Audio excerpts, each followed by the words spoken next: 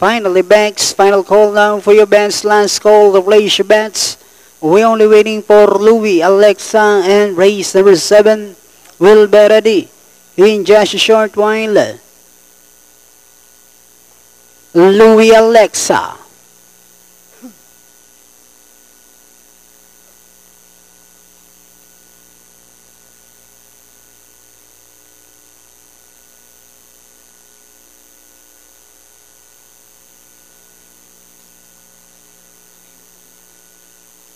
Now being loaded, set,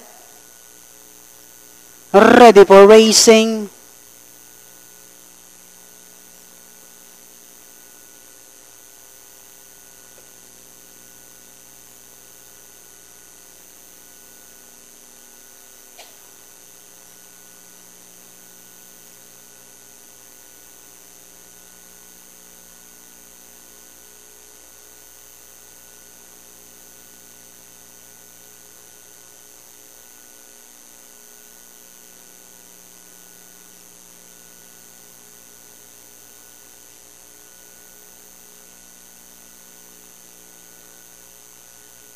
Racing just is started. We have Sexy Eyes.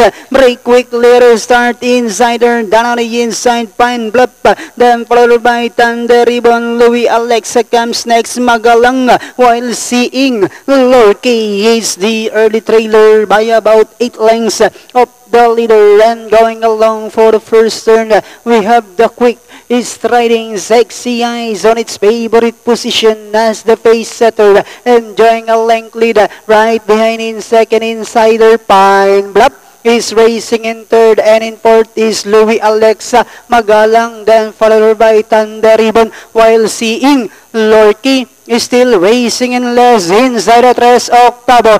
Sexy Eyes, the one to catch up, enjoying a 2 lengths lead. Pine Bluff to take second. Then comes insider Louis, Alexa na moving upon the outside. Magalang seeing Lorky likewise arriving at the scene, while Thunder Ribbon now racing in less, and they are now entering the home stretch.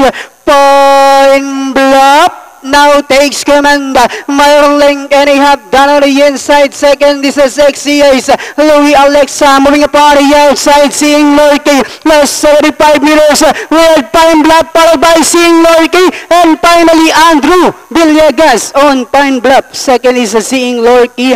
Then comes Sexy Eyes, Louis, Alexa. Numero 2. Pine Bluff ang ating unofficial winner dito. Segundo numero 6.